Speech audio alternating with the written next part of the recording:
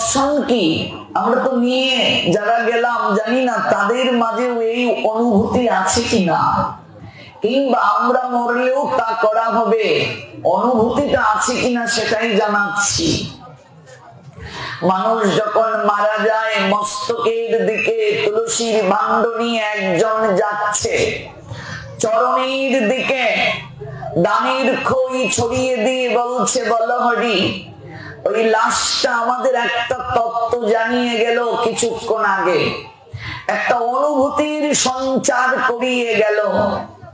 হে বন্ধুগণ, আমার দিকে তাকিয়ে দেখো, আমার একটা পরিচয় ছিল, আমি অমুক রায়, অমুক সাহা, অমুক দাস, অমুক পাল, এই সেই কত কিছু। আমার পরিচয় ছিল আমি প্রিন্সিপাল, ডাক্তার, এই সেই অনেক কিছু। কিন্তু তাকিয়ে দেখো আমার পরিচয়, যে পরিচয় দিয়ে আমি এতদিন চলেছি, নিজেকে গর্ববোধ করেছি, আজ আমার ভেতর থেকে চালিকা শক্তিটা চলে যাওয়ার কারণে আমার পরিচয় লাশ। আমরা বলি অমুক বাবু যাচ্ছে, কি বলছে, একটা লাশ নিয়ে যাচ্ছে। সুরঞ্জিত সেনগুপ্ত আমাদের মন্ত্রী যখন এসে নামতেন হেলিকপ্টারে, এলাকাবাসী বলতো মন্ত্রী এসেছে, কিন্তু তিনি যখন মারা গেলেন হেলিকপ্টারটা এসে যখন নামলো তখন এলাকাবাসী কেউ সেদিন আমাদের বলে নাই মন্ত্রী এসেছে, সবাই বলেছিল লাশ এসেছে। ভাবুন, সঙ্গে সঙ্গে একটাই পরিচয় লাশ। একটু আগে যিনি গেলেন তারও পরিচয় লাশ, আমারও পরিচয় লাশ, আপনারও পরিচয় লাশ। সঙ্গে সঙ্গে পরিচয়টা কি হয়ে যায়, ধ্বংস হয়ে যায়, বিদূরিত হয়ে যায় লাশ পরিচয়। হে বন্ধুগণ, আমার দিকে তাকিয়ে দেখো, আমার পরিচয় সমাপন হলো। যে অনিত্য পরিচয়কে নিয়ে আমি গর্বিত ছিলাম, গর্ববোধ করেছি, একটিবার ভালো করে লক্ষ্য করো আমার দিকে। সারা জীবন আমি যে ধন সম্পদ সঞ্চয় করার জন্য একটু ভাগবতে গিয়ে বসতে পারি নাই, অজুহাত দিয়েছি সময় নাই, যে ধন সম্পদ অর্থ সঞ্চয় করার জন্য এই বদনে একবার কায় মনোবাক্যে হরিবল বলার সময় পারি নাই, একটু হরিনাম করি নাই। আজকে তাকিয়ে দেখো চরণের দিকে আমি সব ছড়িয়ে যাচ্ছি। ওই যে দানের খইগুলো একটু আগে ছড়িয়ে দিল, যে তাকিয়ে দেখো আমি সব ছড়িয়ে যাচ্ছি, ছিটিয়ে যাচ্ছি, কিচ্ছু আমি নিয়ে যেতে পারি নাই। চরণের দিকে আমার সব পড়ে রইল। হে বন্ধুগণ, যে ধন সম্পদ অর্থ বিত্ত বৈভব স্ত্রী পুত্র কন্যা পরিবার পরিজন, যাদেরকে আমি সুখী করার জন্য নিজের কর্ম করলাম না, নিজের জন্য সময় রাখলাম না, আজকে আমি সকল কিছু ছড়িয়ে যাচ্ছি, ছিটিয়ে যাচ্ছি। হে বন্ধুগণ, আমি যে ভুল কার্যটি করেছি তোমরা এই ভুল কার্যটা করিও না। তাই আমি যেতে যেতে তোমাদেরকে হুঁশ জ্ঞান দিয়ে যাচ্ছি, তোমাদেরকে আমি চেতনা জাগিয়ে যাচ্ছি। লাশটা আমাদের চৈতন্য করে গেল একটু আগে, যে আমার তো শেষ, আমি তো কিছুই পারিনি। তোমাদেরকে আমি চৈতন্য জাগিয়ে যাচ্ছি, আমার দিকে তাকাও। আমি সারাটা জীবন যে অর্থ সম্পদ বিত্ত বৈভব সংগ্রহ করেছিলাম, আমি কিচ্ছু নিয়ে যেতে পারিনি। দেখো আমার চরণের দিকে তাকিয়ে দেখো, আমি সব পিছনে রেখে যাচ্ছি, কিন্তু যা আমার সঙ্গে যাবে তা তো আমি নয়নের জলে একটিবারও আমি স্মরণ করতে পারলাম না। তাই সময় থাকতে তোমরা আমার মতো ভুল করিও না।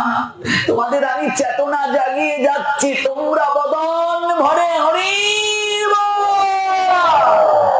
রাস্তা আমাদের চেতনা চেতনা জাগিয়ে গেল আর বলে গেল, বলো হরি, বলো হরি, বলো হরি। চেতনা জাগিয়ে গেল, সময় থাকতে হরি বলো। এত চমৎকার তত্ত্ব, এত চমৎকার দর্শন কোথায় পাবে? অনুভূতি নেই। যতদিন পর্যন্ত অনুভূতি না জাগবে ততদিন পর্যন্ত পরিবর্তন সম্ভব নয়। অনুভূতিটাই জীবনে প্রয়োজন। একমাত্র হরি কথা পারে মানুষের মাঝে অনুভূতির সঞ্চার করিয়ে দিতে। একমাত্র সাধু সঙ্গ পারে মানুষের মাঝে অনুভূতির সঞ্চার করিয়ে দিতে। এজন্যই সাধু সঙ্গ, এজন্যই ভাগবত শ্রবণ, এজন্যই ভগবানের দিব্য কথামৃতে অবিস্নাত হওয়া, ভগবানের অপ্রাকৃত তত্ত্ব সুধামৃত আস্বাদন। এজন্যই আমরা সবাই পরীক্ষিত মৃত্যু পথযাত্রী। মৃত্যু নামক কালো সর্প, তক্ষক সর্প পিছন থেকে ধেয়ে আসছে আমাদেরকে দংশন করার জন্য। মৃত্যু থেকে কেউ পালিয়ে বাঁচতে পারবে না। পরীক্ষিত মাতৃ জঠরে পরীক্ষা দিয়ে উত্তীর্ণ হয়েছিলেন, এজন্য তার নাম পরীক্ষিত। পরীক্ষায় যিনি উত্তীর্ণ, অশ্বত্থামা ব্রহ্ম অস্ত্রকে নিক্ষেপ করেছিল পাণ্ডবদের শেষ বংশধরকে হত্যা করার জন্য। উত্তরা সেদিন কেঁদে কেঁদে গোবিন্দকে স্মরণ করেছিল। একমাত্র হৃদয়ের আর্তনাদ গোবিন্দের চরণে পৌঁছেছিল সেদিন। নয়নের জলে গোবিন্দকে দেখেছিল উত্তরা। মহাভারতে উত্তরার চরিত্র থেকে জগৎ জীব শিক্ষা নিল, একমাত্র মৃত্যুকে তিনি জয় করতে পারেন যিনি স্বয়ং গোবিন্দ, যিনি জন্ম মৃত্যুর ঊর্ধ্বে, যিনি মায়ার ঊর্ধ্বে, যিনি হৃদয়েশ, যিনি ভাবগ্রাহী, যিনি জনার্দন।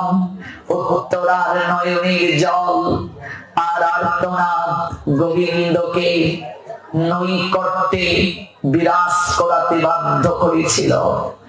গোবিন্দ উত্তরার প্রার্থনায় সন্তুষ্ট হয়ে গর্ভের ভেতরে প্রবেশ করেছিলেন। স্বয়ং গোবিন্দ অশ্বত্থামার ব্রহ্মাস্ত্রকে নিজের বক্ষে গ্রহণ করেছিলেন। আর যে সন্তানটি জগতের আলো দেখে নাই, সেই সন্তানটিকে তিনি সুরক্ষা প্রদান করেছিলেন। গর্ভ অবস্থাতেই পরীক্ষিতকে দিয়ে গোবিন্দ শিক্ষা দিলেন, একমাত্র মৃত্যু নামক ব্রহ্মাস্ত্র থেকে সেই রক্ষা পাবে যে উত্তরার মতো আমাকে নয়ন জলে চরণে শরণ নেবে। উত্তরার প্রার্থনায় পরীক্ষিত রক্ষা পেল, পরীক্ষায় উত্তীর্ণ হলো। গোবিন্দ স্বয়ং নাম রাখলেন পরীক্ষিত। ওই পরীক্ষিত চরিত্রকে দিয়ে গোবিন্দ জগৎকে কল্যাণ করার জন্য যুদ্ধের পূর্বেই কি করলেন? অভিমন্যুকে বিবাহ দিয়েছিলেন। যুদ্ধের পূর্বে 1 সপ্তাহ পূর্বে বিবাহের জন্য গোবিন্দ ব্যতিব্যস্ত হয়ে উঠেছিলেন। অভিমন্যু বিয়ে না করলে পরীক্ষিত আসবে কি করে? সুদেষ্ণা দেবী বিরাট রাজার সহধর্মিণী, তিনি বললেন আমি আমার কন্যা উত্তরাকে যে অভিমন্যুর সঙ্গে বিবাহ দেব, সামনে যুদ্ধ, যুদ্ধের কি ফলাফল তা তো জানি না, যদি মারা যায় আমার কন্যার ভবিষ্যৎ কি হবে? গোবিন্দ তখন সুদেষ্ণা দেবীকে প্রতিশ্রুতি দিলেন, আপনার পুত্রী জগতে তার নামকে স্বর্ণাক্ষরে লিখবে। আপনার পুত্রীর গর্ভে যা আসবে আর্যবর্তে তিনি মহান সম্রাট রূপে জগতে শ্রেষ্ঠ খ্যাতি লাভ করবে। কথাটা শোনার সঙ্গে সঙ্গে দ্রৌপদীর মন বিষণ্ণ হয়ে উঠল। দ্রৌপদী গোবিন্দকে আড়ালে নিয়ে দেখে বলছেন, গোবিন্দ, অভিমন্যু তো সবার ছোট, আমার পঞ্চপুত্রের মাঝে জ্যেষ্ঠ যে, সেই তো রাজা হওয়ার কথা। আমার পঞ্চপুত্রকে বর্জন করে আপনি অভিমন্যুকে বিবাহ দিতে চাইছেন কেন? কারণটা কি? তাহলে এই যুদ্ধের ফলাফল কি? গোবিন্দ বললেন, সখী, ভবিষ্যতের কার্য, ভবিষ্যতের নিয়ন্ত্রণের উপরে ছেড়ে দাও। ভবিষ্যৎ কখনো জানতে চাইবে না। আমরা গিয়ে হাত দেখাই, দেখুন তো আমার সামনে কোনো বিপদ আছে কিনা, দেখুন তো আমার ভবিষ্যৎটা কি। এগুলো কখনো করাবেন না।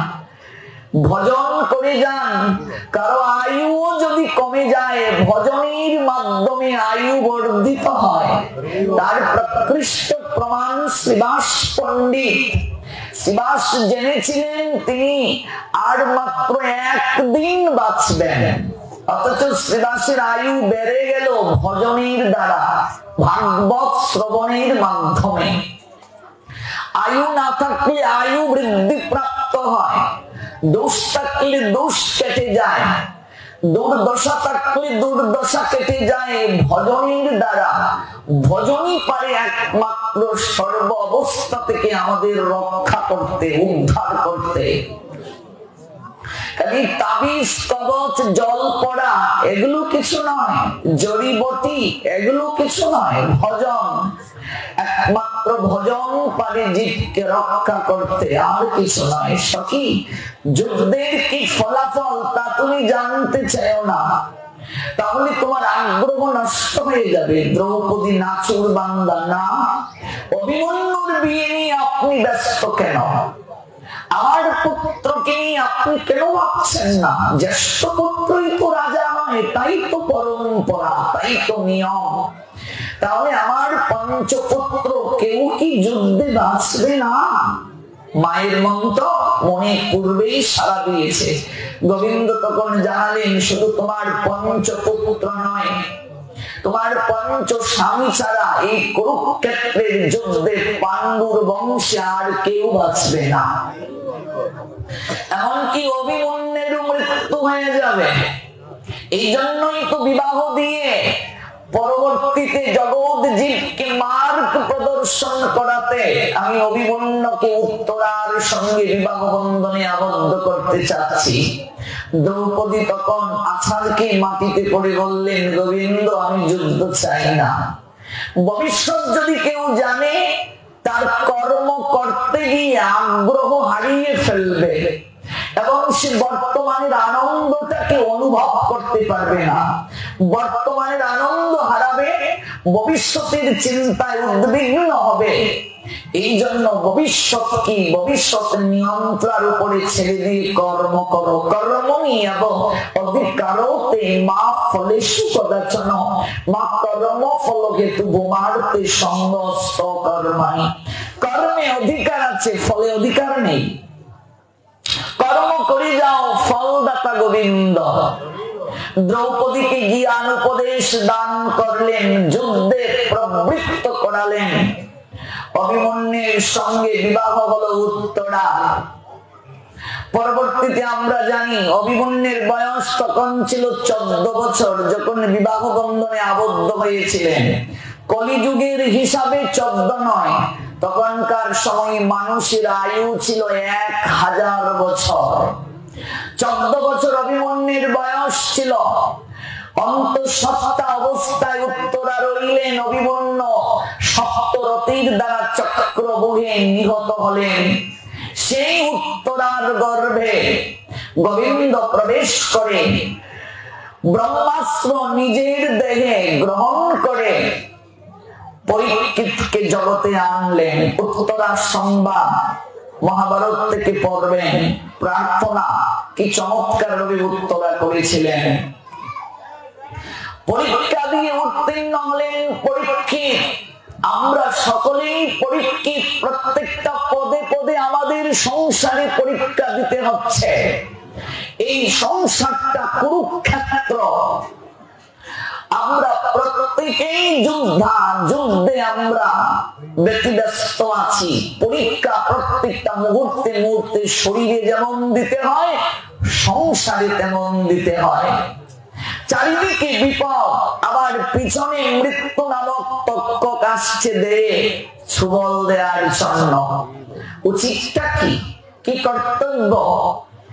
মৃত্যু নামক তক্ষক সর্প পেলাম, পরীক্ষিত পেলাম, উচিত একজন শুকদেবের কাছে গিয়ে গমন করা।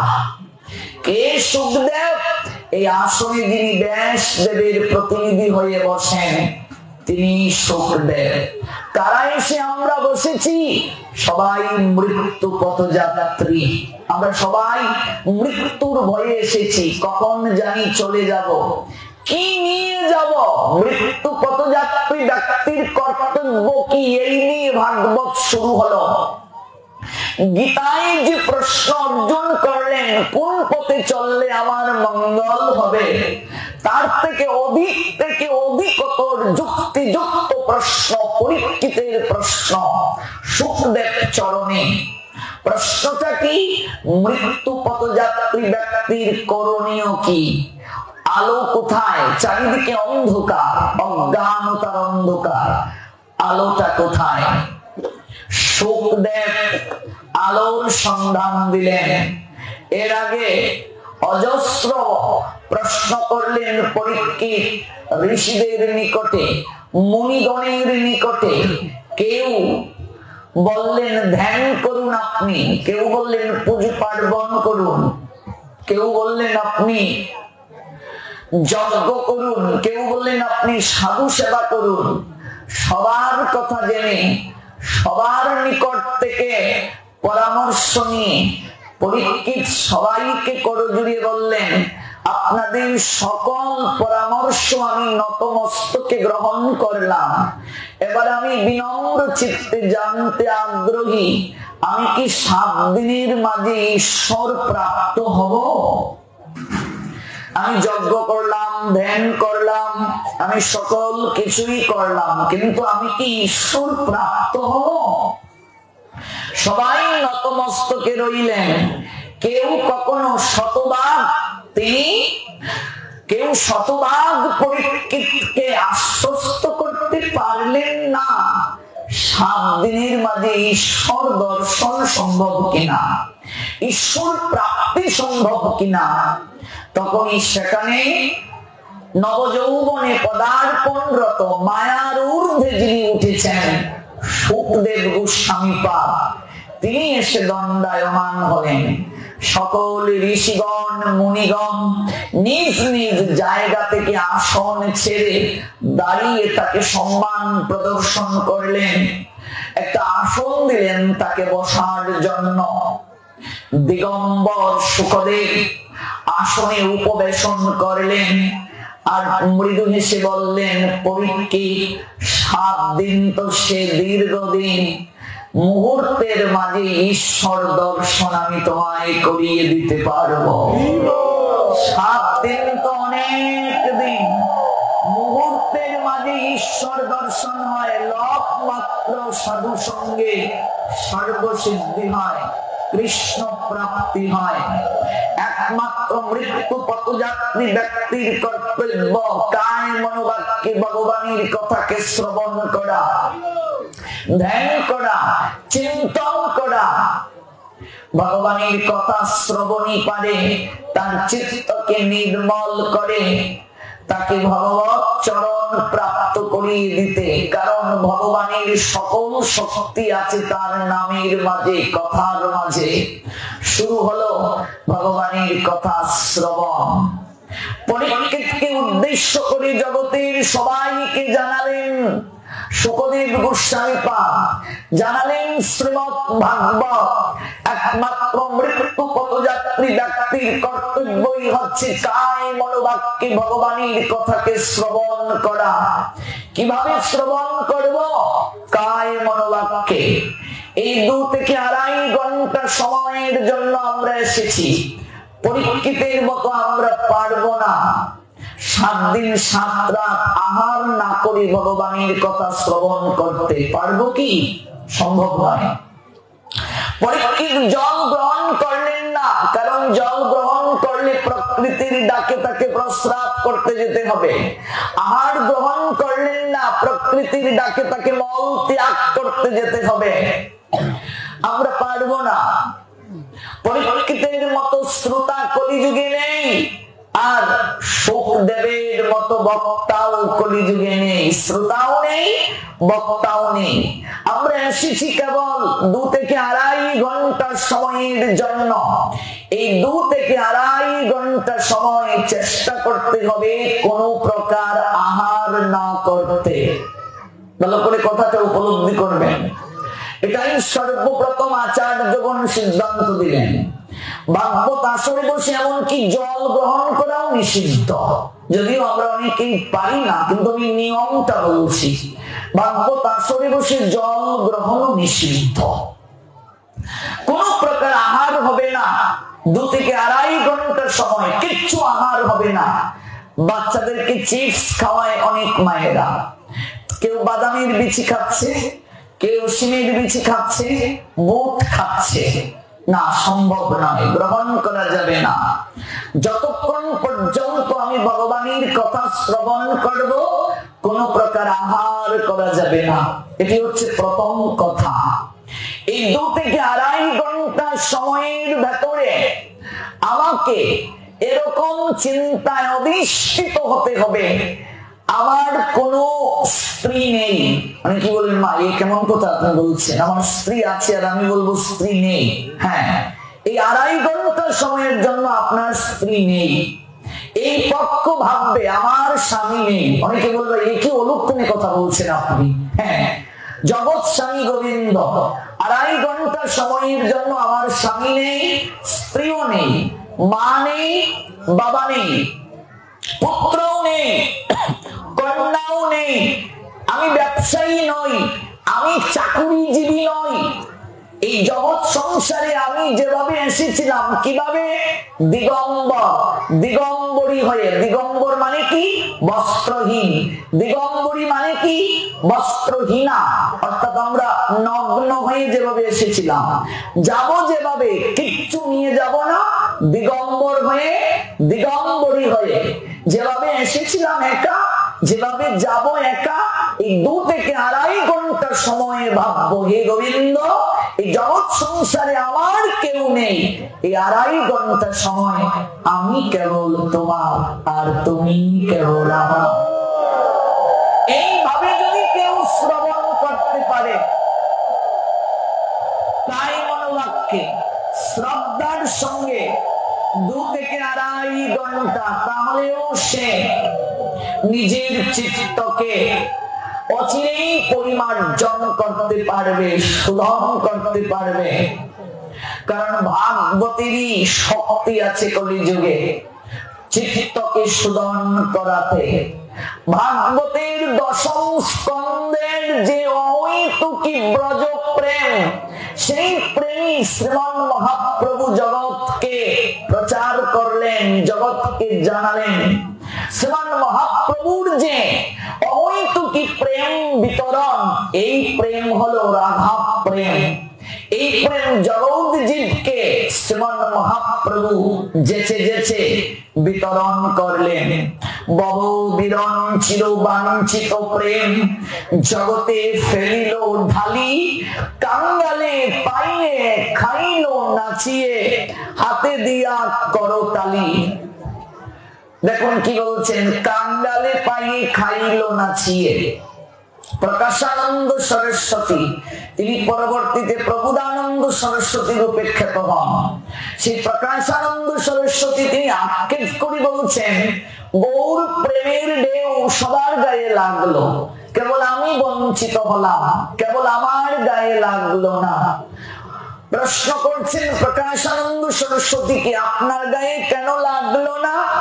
প্রকাশানন্দ সরস্বতী উত্তর দিচ্ছেন, যদি বন্যায় বান আসে, বন্যার জল যখন আসে, তখন তখন সব বাড়ি প্লাবিত হবে কি হবে না? নিচে যদি কেউ থাকে দাঁড়িয়ে বসে প্লাবিত হবে কি হবে না? কেউ যদি উঁচু জায়গায় বসে থাকে কিংবা দাঁড়িয়ে থাকে সে কি প্লাবিত হবে?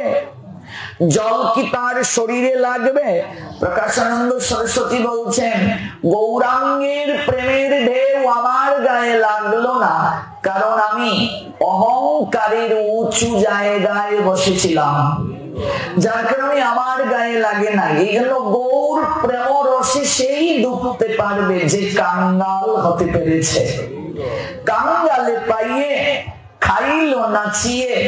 দেখুন, কাঙ্গাল কেবল নেচে নেচে এই প্রেমাস্বাদন করতে পারলো, আর কেউ নয়। কাঙ্গালে পাইয়ে খাইল নাচিয়ে। আরেকটা কথা বলে দিলেন, হাতে দিয়া করতালি।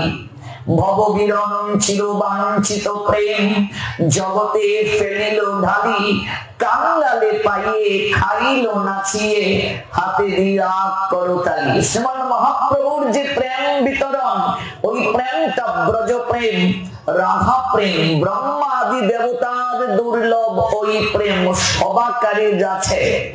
ভাগবতের যে দশম স্কন্ধ সেটাই জগতে প্রচার করলেন শ্রীমান মহাপ্রভু। কারা ওই দুর্লভ প্রেম লাভ করতে পারবে? কাঙ্গাল যারা। কাদের মতো কাঙ্গাল? শুক্লাম্বরের মতো, যার কথা উপমা সদৃশ টেনে এনেছিলাম। প্রভু ভক্তের মনের কথা জানেন, ভক্ত প্রভুর মনের কথা জানেন। এজন্য এই শুক্লাম্বর দরিদ্র প্রভুর কাছে বলতে পারছেন না তার গৃহে যাওয়ার জন্য। শ্রীমান মহাপ্রভু গয়া হইতে যখন নবদ্বীপ ধামে ফিরবেন, তখন গদাধরীর গলা জড়িয়ে ধরে বলছেন, গদাধর, শুক্লাম্বরের গৃহে যাব ভক্তদেরকে সঙ্গে নিয়ে। শ্রীমান পণ্ডিত চলিলেন গঙ্গা তীরে, শুক্লাম্বর ব্রহ্মচারী তাহার মন্দিরে। চৈতন্য ভাগবতের মধ্যলীলার প্রথম পরিচ্ছেদে এই তত্ত্ব আছে, বৃন্দাবন দাস ঠাকুর লিপিবদ্ধ করলেন। শুনিয়া এই সব কথা প্রভু গদাধর শুক্লাম্বরের গৃহের প্রতি চলিলা সত্তর। কি আখ্যান কৃষ্ণের কহেন শুনি গিয়া, থাকিলেন শুক্লাম্বর গৃহে লুকাইয়া। শুক্লাম্বর গৃহে লুকিয়ে রইলেন। দূর থেকে দেখছেন প্রভু ভক্তদেরকে নিয়ে আসছেন তার গৃহে। এত এত ভক্ত আসছে, সেবাটা কি দেবেন? তাই গৃহের এক কোণে লুকিয়ে রইলেন শুক্লাম্বর। কে কে যাচ্ছেন? চৈতন্য ভাগবতে বৃন্দাবন দাস ঠাকুর লিখলেন, সদাশিব, মুরারি, শ্রীমান শুক্লাম্বর। কে কে যাচ্ছেন? কে কে এখানে মিলিত হবে? সদাশিব। সদাশিবকে অদ্বৈত। সদাশিব মানে যে শিব থেকে জগতে সকল শিবের উৎপত্তি হয়। সদাশিব থেকে সকল শিবের উৎপত্তি। যেমন মহাবিষ্ণু থেকে সকল বিষ্ণু এসেছে, তেমনি সদাশিব থেকে সকল শিবের উৎপত্তি। আমরা যে শিবের আরাধনা করি সেই শিব সদাশিবের অংশ। সদাশিব হলেন বৃন্দাবন শিব। সেই সদাশিবের অংশ আর মহাবিষ্ণুর অংশ, দুই অংশ পূর্ণ রূপে মিলিত হয়ে অদ্বৈত আচার্য রূপে কুবের আচার্য নাভাদেবীর কুলালো করে আসলেন পঞ্চতত্ত্বের এক তত্ত্ব। অদ্বৈত হলেন সদাশিব। কে বলে? বৈষ্ণবেরা শিবের আরাধনা করেন না। আমরা তো প্রতিনিয়ত শিবের আরাধনা করি। অদ্বৈতের আরাধনা করছি মানে আমরা শিব ঠাকুরের আরাধনা করছি। শিবের আরাধনা করছি না কে বলছে? কে বলছে আমরা দুর্গা আরাধনা করি না? সুভদ্রার আরাধনা করছি আমরা, যোগমায়ার আরাধনা করছি, দুর্গার আরাধনা করছি। সুভদ্রা যোগমায়া তত্ত্ব।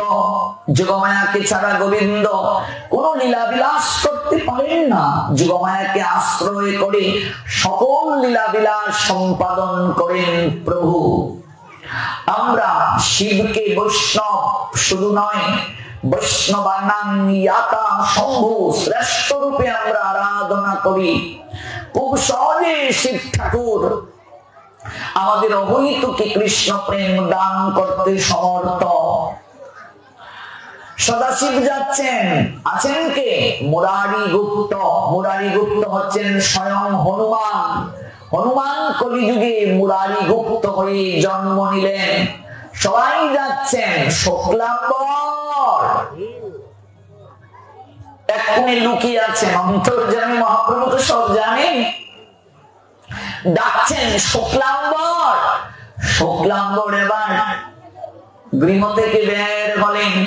মহাপ্রভু আর সকল ভক্তদেরকে দর্শন করে আনন্দে আত্মহারা হলেন। চরণে লুটিয়ে পড়লেন শুক্লাম্বর। মহাপ্রভুকে চরণে জড়িয়ে ধরে কেঁদে কেঁদে বলছেন, প্রভু, যে কথাটি মনে এতদিন যাবত আমি লুকিয়ে রেখেছিলাম, প্রকাশ করতে পারিনি, কিন্তু তুমি যে অন্তর্যামী ভাবগ্রাহী, আস্থা প্রমাণ পেলাম। তুমি যে কাঙ্গালের ঠাকুর, তারও প্রমাণ হলো। এও কাঙ্গালকে কৃপা করার জন্য তুমি এলে। তাই শুক্লাম্বর মহাপ্রভুকে গৃহের মাঝে পদার্পণ করতে অনুরোধ জানালেন, চরণ রাখতে অনুরোধ জানালেন। গলবস্ত্রটা মৃত্তিকায় পেতে দিলেন প্রভুকে বসার জন্য। ঘরে কেবল একটাই লুটা, যে লুটা দিয়ে স্নান কার্য করেন, ওই লুটা দিয়ে আবার তিনি জল গ্রহণ করেন। সেই লুটা দিয়ে জল পূর্ণ করে এক লোটা জল এনে প্রভুর চরণকে প্রক্ষালন করে দিলেন, পদধৌত করে দিলেন। আর গলবস্ত্র যা পেতে দিয়েছিলেন প্রভুকে বসতে, তার খানিকটা অংশ প্রভু বসার পর যে রয়েছে তা দিয়ে চরণটা মুছে দিলেন। কত গরিব দেখুন, কত কাঙ্গাল। এবার সকল ভক্তগণ বসে হরিনাম করছে। সাধুগণ গৃহে যদি আসেন, গৃহের মঙ্গল হবেই হবে, কারণ বৈষ্ণব সঙ্গে তেমন আনন্দিত অনুক্ষণ সদা হয় কৃষ্ণ প্রসঙ্গ। সাধুগণ যেখানে থাকবেন সেখানে কৃষ্ণ কথা হবে, আরতি কীর্তন হবে, ভগবানের গুণ কীর্তন হবে। আর ভগবানের গুণ কীর্তন যে গৃহে হবে, সেই গৃহের সকল অমঙ্গল নাশ হয়ে যাবে। চারিদিকে অমঙ্গল সব হয়ে যায় নাশ। কখন নাশ হবে?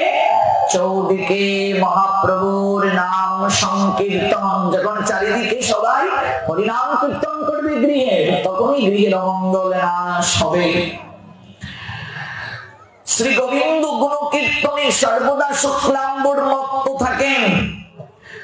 দুঃখ, দৈন্যতা, দরিদ্রতা কোনো কিছুই তাকে গ্রাস করতে পারে না।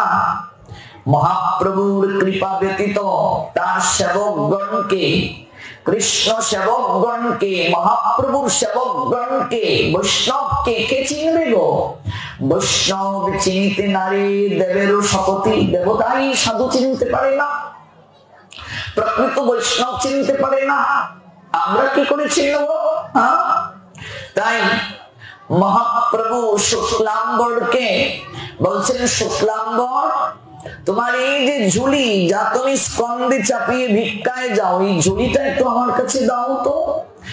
সেই ঝুলিটা পাশে ঝুলানো আছে একটা বাঁশের মাঝে, এটা দাও আমায়। কেন প্রভু?